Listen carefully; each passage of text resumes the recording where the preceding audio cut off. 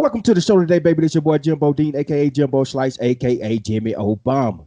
You can call me any one of those you want, but please do not call me no damn New Orleans Saints fan. It's pound for pound ATL special report, and me and Mike felt like we had to jump on real quick to drop this news and elaborate on this news coming up out of Flowery Branch right now. We don't know if it's a smoke screen. We don't know if it's true. We don't know if Julio Jones came out and told the Atlanta Falcons, "Hey, look here, man, this is the deal." But we want to elaborate on it. We want to give our opinion. And I mean, if y'all listen to that live show this past Tuesday, me and JR kind of went in on the Julio Jones tip. And I mean, it's starting to come up, Big Mike. And it ain't no ducking, it ain't no running, it ain't no hide. Either the Falcons gonna do it or they ain't. I mean, it is what it is. It's just some talk that we thought we was gonna run into. We finally running into it. Terry F. and them is starting to get to work over there. It's draft week. It's going down. It just ain't nothing else. Hey, give me your words of the day real quick, Mike. How you feeling right now? Introduce your whatever. Go ahead and let's get to it, baby. When we talk about the Jet, bro, we got to get real, right? And you know what's crazy is that, a lot of times people are like, Mike, where you get these analogies from? But the one thing that sticks out to me right now is Star Wars. And you're like, what am I talking about? Star Wars. Yoda said this, do or do not. There is no try. You know what I mean?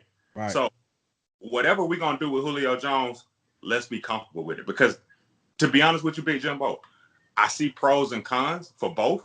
You know what I mean? And we might as well dive into it because, like you said, it's hot. It's Monday. It's draft week. Terry F is creating smoke screens every week. And you can definitely tell with this regime as opposed to that previous regime that they go about business a little bit different, man. I really feel like NFL Network over the next couple of years might be in Flowery Branch more in the last 4 years, just because of the way we do business a little bit. It just seems like Terry F knows how to keep those strings pulled. Like I said, when the strings need to be pulled. But I think that it reinforces to me, man, that we're talking about Jet Jones. Now, here's the thing. Everybody likes to talk about Roddy White or other Andre Rison, Metcalf, other great receivers. There's only one receiver that is, outside of Tony Gonzalez, that's a Hall of Fame caliber receiver. And that's Julio Jones. Julio Jones is that cut above. So it's like anytime you talk about Julio Jones, you can't even speak his name and talk lightly about it, right? It's either Right. it's an all-in or all-out situation. So the fact that we talking about trading him, and honestly, bro, we businessmen, bro. But it also reminds us just how cutthroat the business world can be when it's like, dang, bro, we really have to think about that. It actually does. It would financially make sense for this organization, with as cash strapped as we are, to potentially let a Julio Jones go. I could actually see the scenario where we might actually look like a better team without Julio Jones. So it's just, man, it's heavy. It's a little bit emotional because it's like, nah, man, we're talking about the Jet. We're talking about potentially, moving on from one of the greatest Falcons in the history of this franchise, bro. So, it's a lot. It's a lot to talk about. But it's like, like I said, Big Jumbo, I know we heavy on it. It's heavy on our mind. Right. What you thinking about this, bro? How you really feeling about this Jet Jones situation, brother? At some point with this cap situation, I knew it was coming. It was gonna be somebody. You had already restructured Matt Ryan, so we could move that can down the road a little bit. But I knew somebody was coming, and his name kind of stood out to me in the live show at this past Tuesday. And what my thing is about this, man, is you want to blame Thomas Dimitroff, but you can't blame Thomas Dimitroff. At the same time, that COVID-19 thing kind of did its thing and kind of put us in this situation as well. Cutting the Julio Jones don't really get you nothing this year. It won't help you and it won't break you. It really won't get nothing out of that. So I won't be surprised if Julio Jones sat down with them and told them, "Hey, look here, man, because people thinking it's gonna be all the Atlanta Falcons doing the work and it's all Terry F. doing the work. We don't know if this thing is mutual or not. Julio Jones is on the back end of his career. Don't get it twisted. He is best friends with a Megatron who walked away early from the game. If you don't think he's listening to Megatron and trying to come out on the other side of his NFL career healthy, which he had no significant injuries, I think that's a plus for Julio Jones. Outside of the field, we all know the people that live in Atlanta, they know Julio Jones is a real estate mogul, car dealerships, you name it, he's set for life. He don't need football actually, but he do need a Super Bowl ring. So the businessman that Julio Jones is, and if you're an Atlanta Falcon fan, you don't heard this 1,000 times come out of Julio Jones' mouth. It's a business, man. It's not personal. It's a business. But with the Falcons giving Julio Jones the money they did, gave him the chances that they did, I can see Julio Jones sitting down with a Terry Elf and the Arthur Blanks and saying, "Look, man, look, go and get something out of me and send me to a team so I can win a Super Bowl before I go. Cause look, I'm gonna walk away from this game here soon. Cause I'm not finna go out on the other side, busted all up, barely can walk. I want to be able to enjoy my life after football. Cause he got all these ventures outside of football set up.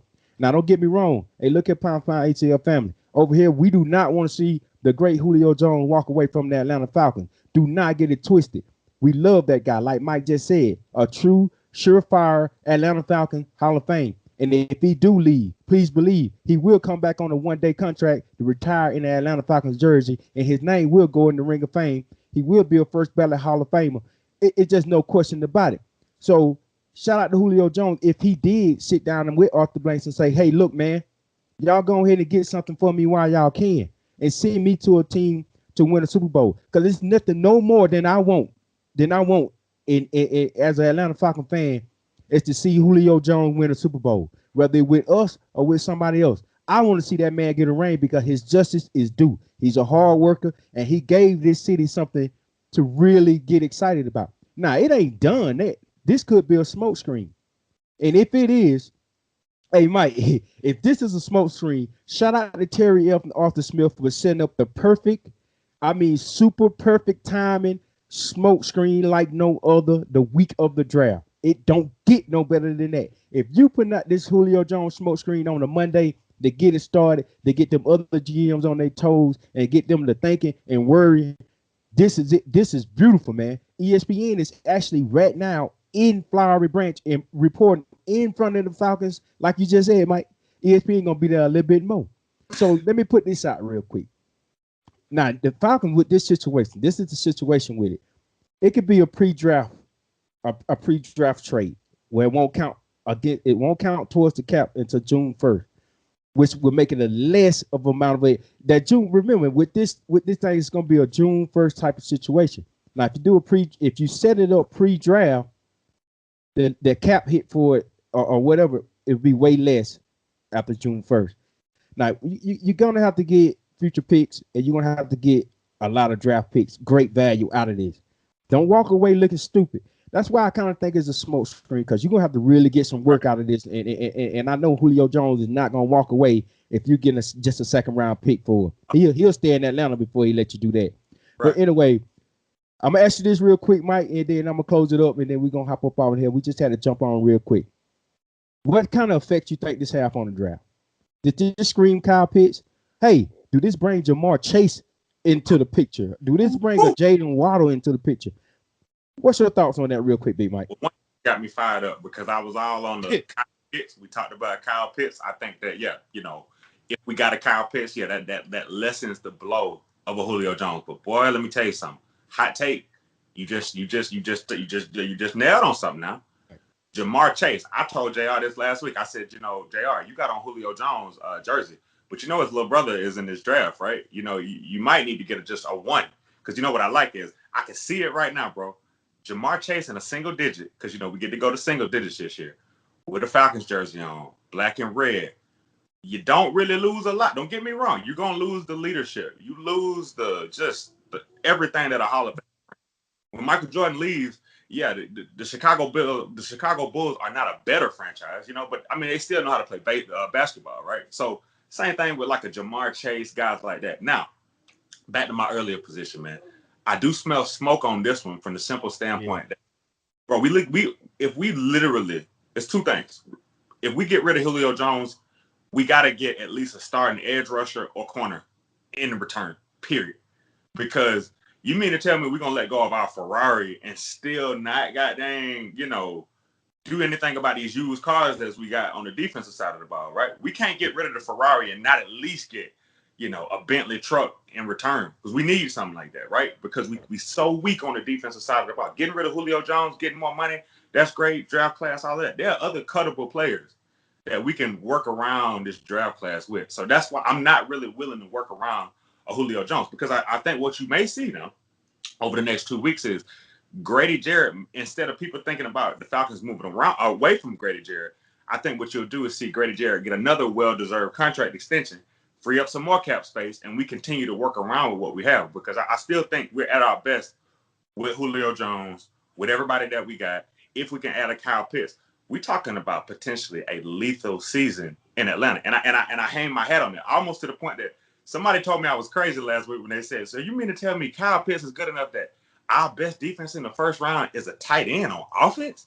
Like just his presence makes it better on the defense?" And I say yes. Again, like I said, I end the video on this, bro. Either we stay at 4, get Julio Jones. Excuse me. Stay at 4, get Kyle Pitts. Either trade back, get a Rashawn Slater, or we construct. I like the way this team is constructed. Now I know we always talk about getting all of these picks, but it's almost like, man, once we start getting these veteran safeties, once we got a Harmon and a Harris and a safety wasn't as big of a squeaky wheel. And I mean, even with Moreau, and what if Sheffield still grow, bro? We still got a functional team right now that we don't really need to move away from Julio Jones. But if we do, we got to have a starter. And then I look forward to seeing what Russell Gage can do as a number 2 receiver, which I think he is primed and ready to step up and do. But again, man, it's only one ball to go around. And I do think that Terry up throwing out these smoke screens would do nothing but help our organization later. Because again, man, when you're talking about the Falcons and thinking about the Falcons, you ain't really thinking as much about your team. So you know what? If general managers are waking up on a Monday thinking about us as opposed to their own teams, then yeah, Terry F. And the F stands for fiscal. Keep goddamn putting us in position to win, bro. Like I said, Right. And this is my narrative I'm starting to jump on. And I want to put this out to the Atlanta Falcons fans. It's time to stop being emotional connected to these players.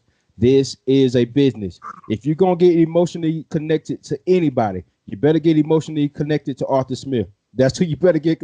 I'm telling you, because that's what I'm starting to do.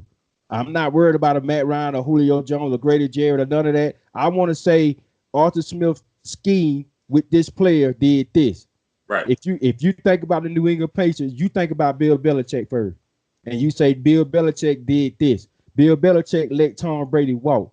When you think about the Steelers, you think about Tomlin first. You think about he's ready to let Big Ben walk. He let players. He let Antonio Brown walk. He let Le'Veon Bell walk. Don't get emotional connected to these players. You need to move on from that narrative, cause that is soon finna come to an end, and I'm glad it is because I never really got I love my jersey. I love my guys now, but I know it's a business at the end of the day. Right. So that's my narrative. Hey, start. You can't get an Arthur Smith jersey, but you probably need to start getting connected to that coach first, because them players gonna come and go as long as that coach's scheme is on point. Anyway, man, shout out to JR. Shout out to Toby D. We are live this Thursday. Hey, draft night. Y'all be here live with us day 1 and day 2, giving away some stuff. We finna have a lot of fun. The show is just getting started, baby. Draft week has started off with a bang. Julio Jones, hey, and Bill Belichick, you don't call Terry for the 17th time. He get it. Stop calling him. Right. Stop. Stop. We know you love Julio Jones. To Right. the hey, if you ain't never heard Bill Belichick talk about Julio Jones, go YouTube that and find one of them sound bites, and it's a bromance. Exactly, man. Exactly. Yeah, And yeah. at least take your rings off when you pocket dollars, bro. Your rings keep touching the phone. I'm sorry, my super. Anyway, whatever. Hey, man. Y'all have a great Monday, man. Hey, drinking coffee. Don't have the case of the Mondays. It's pound for pound ATL. Like, share, and subscribe. Hot take draft week, man. It is already starting to go down. We'll see y'all on that live show Thursday. Be there, be square, baby. Wear your mask, get vaccinated. Holla at y'all, man. Take it easy.